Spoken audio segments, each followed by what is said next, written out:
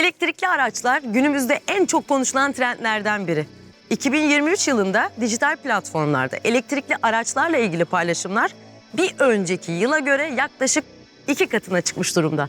Fakat sadece geçici trend olmaktan öte bu araçların geleceğimiz olduğunu söyleyebilir miyiz?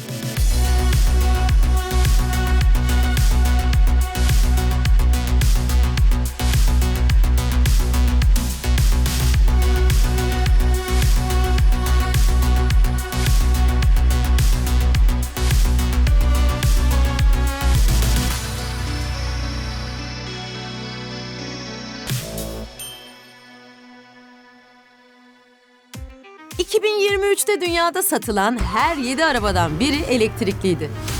2030'da bu oran 2'de 1'e yükselecek. Avrupa Birliği 2035 itibariyle benzinli ve dizel araç satışını tamamen yasaklayacak.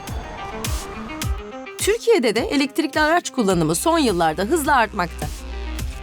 Türkiye İstatistik Kurumu verilerine göre 2022 yılı sonunda trafiğe kayıtlı elektrikli araç sayısı 14.552 idi.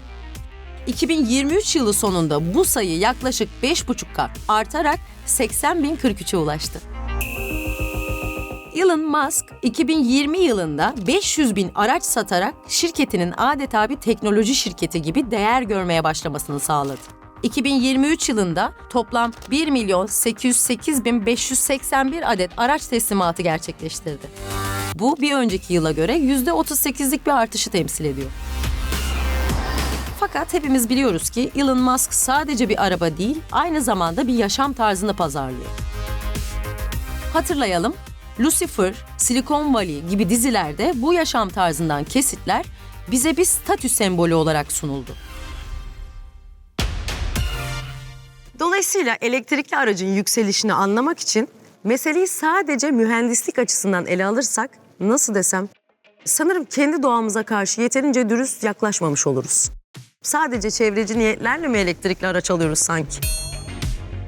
Bu noktada trendin başındaki adamdan, yani Elon Musk'tan söz etmek gerekiyor. Çoğu insan için Iron Man 2 filmindeki Tony Stark'la özdeşleşen Elon Musk'ın teknoloji çağının kahramanı olduğu kadar bir pazarlama dahisi olduğu da su götürmez bir gerçek. Ama şimdi işin pazarlamasını tartışmadan önce gelin birlikte filmi başa saralım.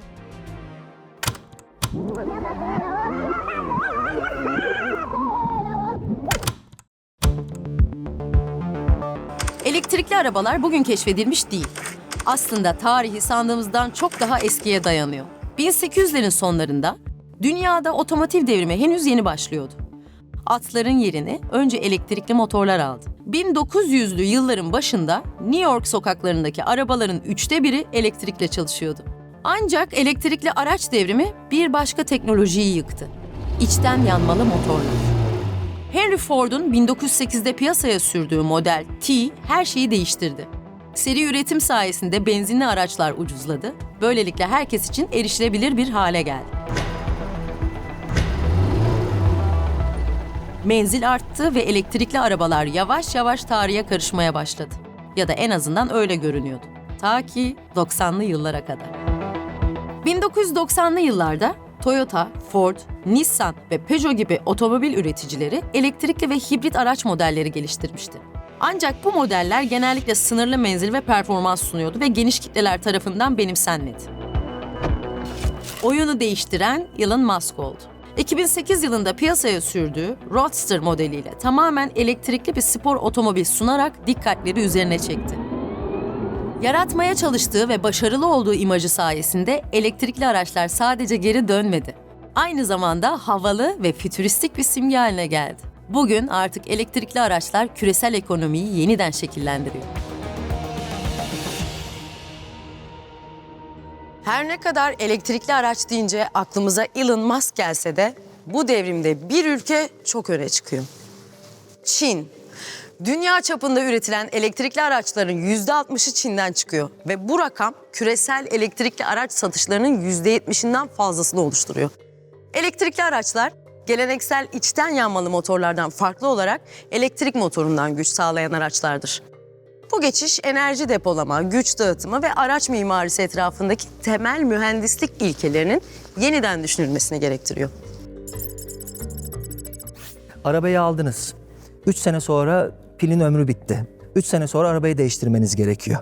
Çünkü pilin maliyeti arabanın maliyetinin yaklaşık %30'u %40'ına denk geliyor. Bir de işin maliyeti konusu var tabii. Bir tane elektrikli aracın bataryası maliyetin %40'ını oluşturuyor. Dolayısıyla bu durum yeni bir batarya savaşının habercisi olabilir. Petrol savaşlarının batarya savaşlarına evrilmesi sanırım hiçbirimiz için şaşırtıcı olmaz. Hatta hatırlayın, bilim kurgu filmi Dune günümüzden 10.000 yıl sonrasında geçiyordu. Gelecekte insanların bazı şeyleri aşmış olmasını beklersiniz değil mi? Ama filmde ne olmuştu? Gezegenler arası ulaşımda gerekli yakıt olan baharat için yine savaşıyorduk. Yok vallahi biz akıllanmayız. Şu andaki elektrikli bataryaların, yani elektrikli arabaların kullandığı bataryaların çoğu lityum iyon pillerden oluşuyor. Ve bu lityum iyon pillerin de verimliliğini arttırmak için kullanılan madenlerden bir tanesi kobalt. Kobaltı niye kullanıyoruz lityum iyon pillerde? Çünkü verimliliğini arttırmak için işte zaten elektrikli arabaların menzilini belirleyen şeylerden birisi de bu verimlilik. Kobaltın %70'i Demokratik Kongo Cumhuriyeti'nde üretiliyor. Demokratik Kongo Cumhuriyeti'ni aslında biz böyle geçmişteki insanlara sorarsanız Zaire olarak bilirler. 19 tane kobalt madeni var Kongo'da. Bunların 16 tanesi Çin tarafından işletiliyor. Çok kirli bir endüstri ve ciddi şekilde karbon salımına da sebep olan bir endüstriden bahsediyoruz.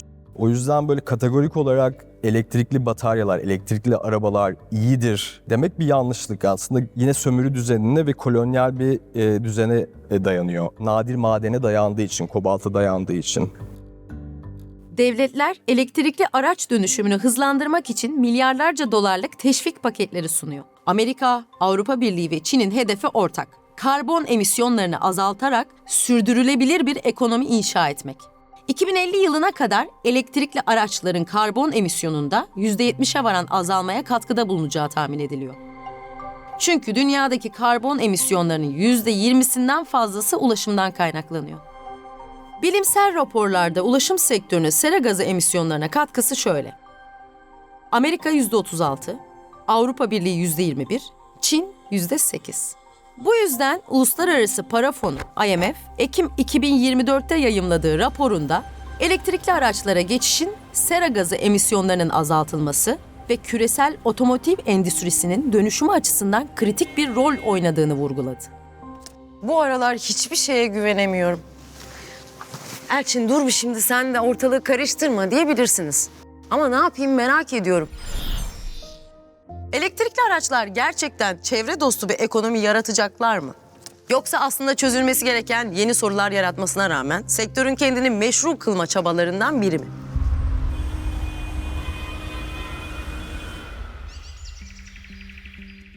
İlk bakışta fosil yakıt tüketimini sıfırlayan bu teknolojinin gezegen için bir kurtarıcı olduğunu söylemek belki kolay olabilir. Ama işler göründüğü kadar basit değil. Elektrikli araçları nereden aldığımız elektrikle yürüteceğimiz konusu. Burada da bence çok büyük bir soru işareti var. Mesela Türkiye'de siz elektrikli araç sahibiyseniz bu aracınızı evinizden aldığınız elektrikle şarj ediyorsanız %57'si fosil yakıt dediğimiz kömür ve gazdan geliyor demektir. Yani siz aslında öyle %0 emisyonla bir araçla dolaşmıyorsunuz ortalıkta. Tam tersi sera gazı emisyonları yayan bir araçla dolaşıyorsunuz demektir. Bunu bizim %0'a, mümkün olan %0'a en yakın orana indirmemiz lazım. Nasıl yapabiliriz? Demek ki biz şebekedeki elektriği de %100 yenilenebilir enerji yapmak zorundayız.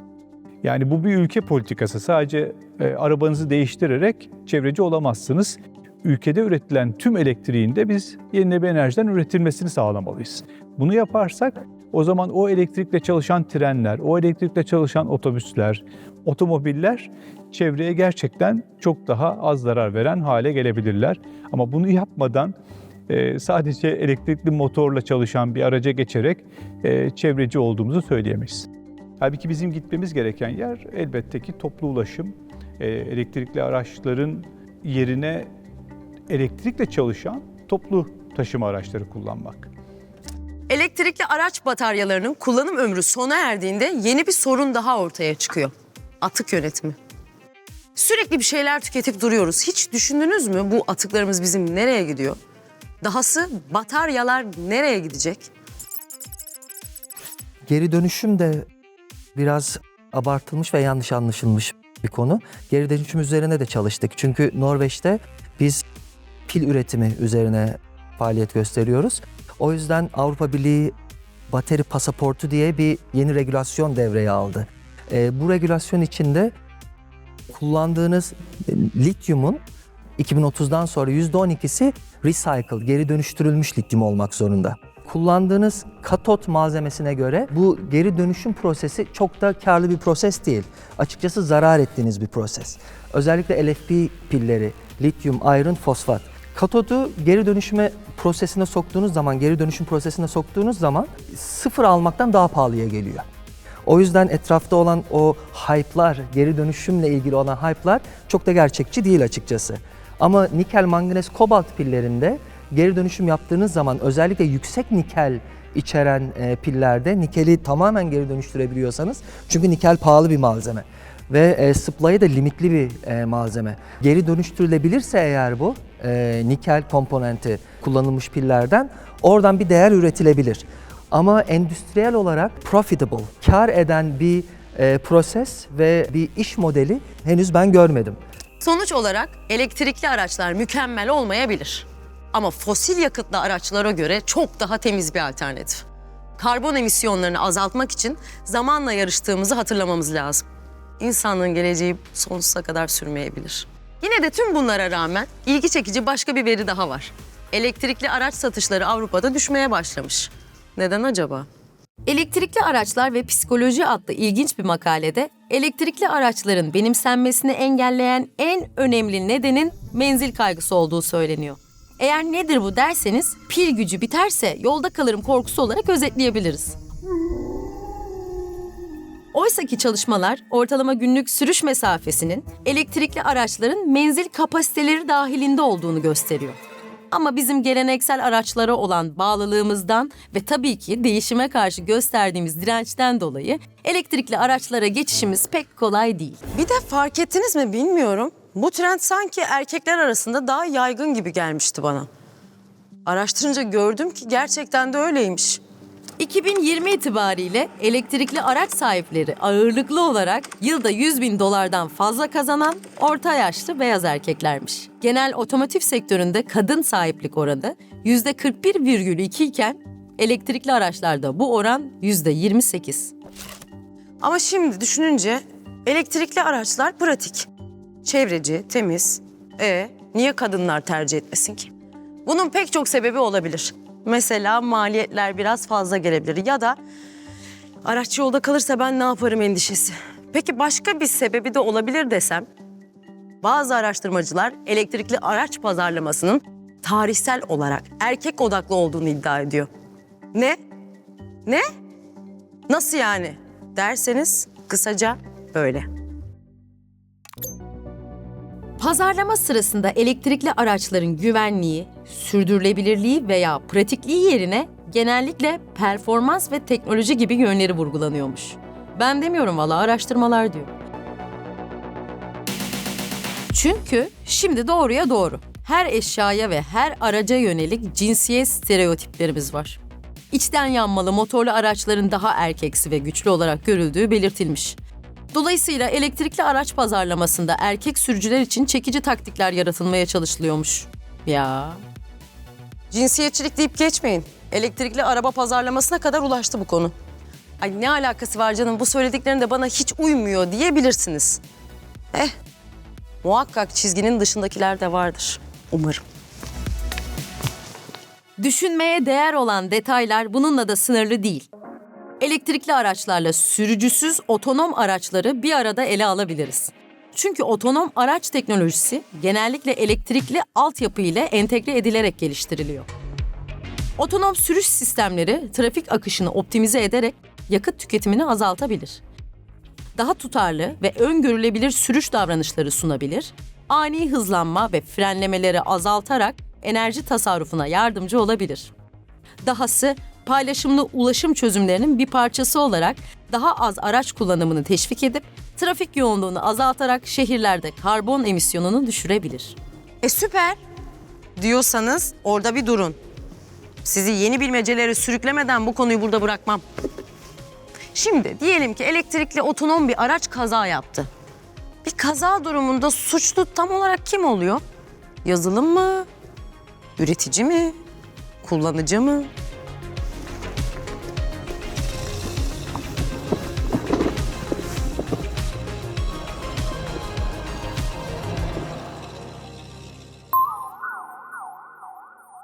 Ya da başka bir senaryo. Otonom bir araç kazayı önleyemeyecek durumda olsun. Araç içindeki yolcuları mı korumalı yoksa yayaları mı? Bu soruyu yanıtlamak sürücü insan olduğunda bile çok zor. Bu durum tamamen değer sistemleriyle ilgili. Dahası bu kez sürücüsüz araçlar taksi, kamyon ve teslimat hizmetlerinde insan sürücülere olan ihtiyacı azaltarak milyonlarca işi riske atabilir. O yüzden elektrikli araçların geleceği sadece sürdürülebilirlik açısından değil, hem ekonomik hem de etik açıdan başka problemler getirecek. Ama her problem beraberinde yeni çözümleri de getirecektir.